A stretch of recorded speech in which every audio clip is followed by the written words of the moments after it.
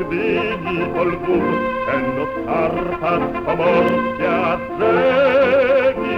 Choćby serce jak wąska nieje na głaz i pójdziemy i będziemy się bić.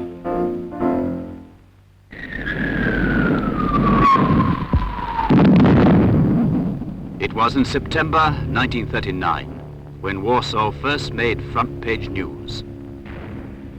With horror and bewilderment, fear and incredulity, the world followed it, little realizing that these faint noises of a distant battle were the first thunders of a rapidly coming storm.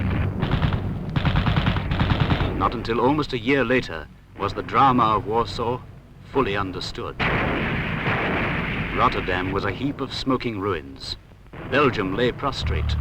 France crumbled together with the broken illusion of the Maginot Line. The survivors from Dunkirk brought with them the news of formidable armor, the deadly Luftwaffe, and the crushing power of the Blitzkrieg.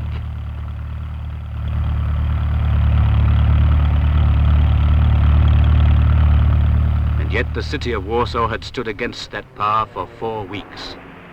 Alone, with no help from the outside world, with nothing to oppose the air and land onslaughts, but her small garrison and the spirit of her people.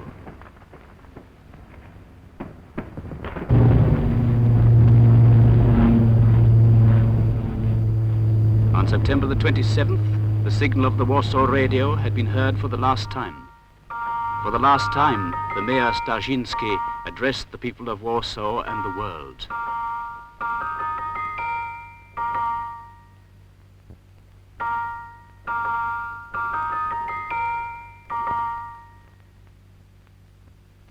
Warsaw fell.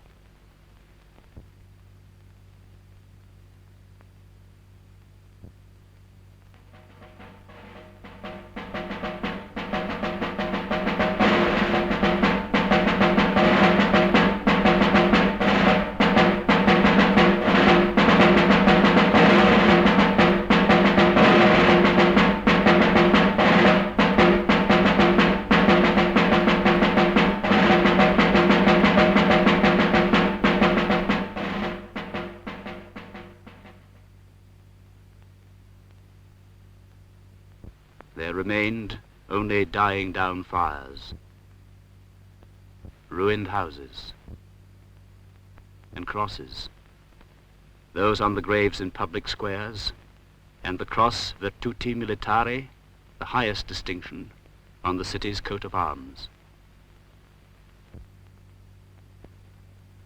But Warsaw was not defeated.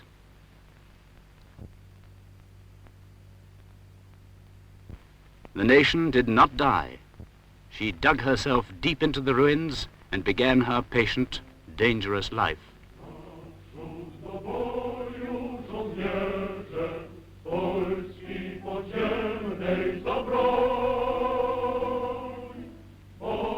Warsaw took the lead again.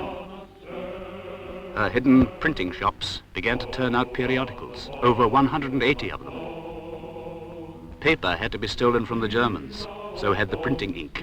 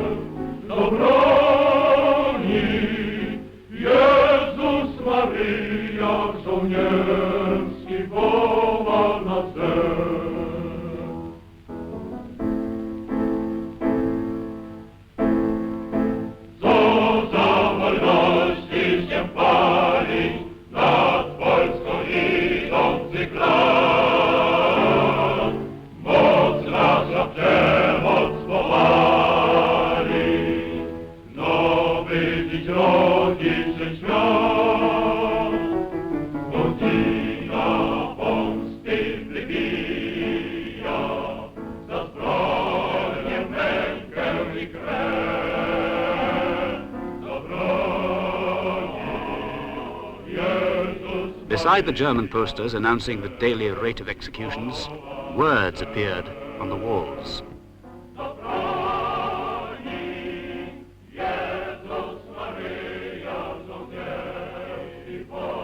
words of remembrance, of hate, of scorn, of disdain.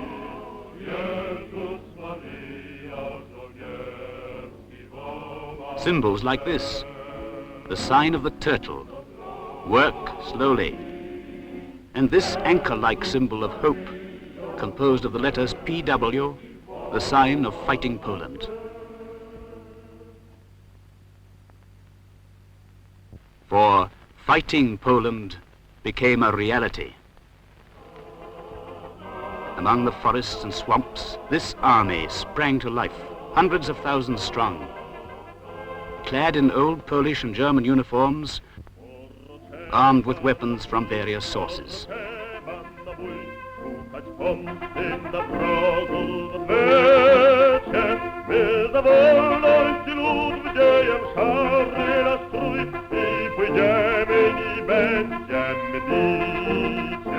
Complete from field hospitals to regimental banners, it went into action almost the day after the ceasefire had been given. In 1944 alone, 1,630 acts of sabotage were carried out by the army and the civilian saboteurs. In 1943, 2,080 trains were wrecked. 1/3 of the German transport to the Russian front did not get through.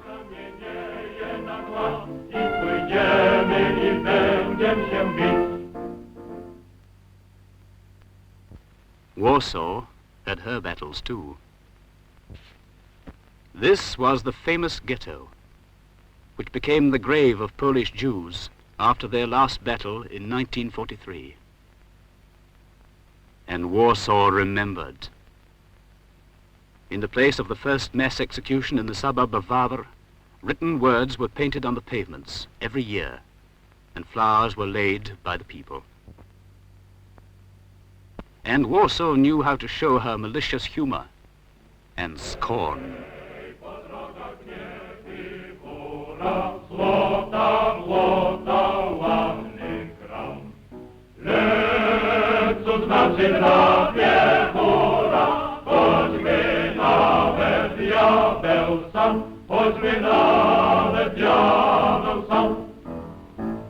Na dalszej kompanii szturmowej nie ma przeszkód i nie ma złych dróg.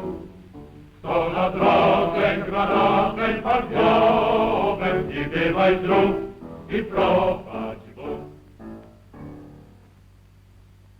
After almost exactly 5 years, Warsaw came into the news again. From August the 1st, 1944, that news began to come. First, faint and hardly audible through the noise of world war and political controversies, then stronger and stronger until it grew to a cry. The nightmare of the lonely fight of 1939 again became a reality. Warsaw fights again. Among the ghosts of her buildings fight the soldiers and civilians, doctors and workers, Poles and Jews, women and children. They fight for a day, 2 days, a week, 2, 3, 4, 5.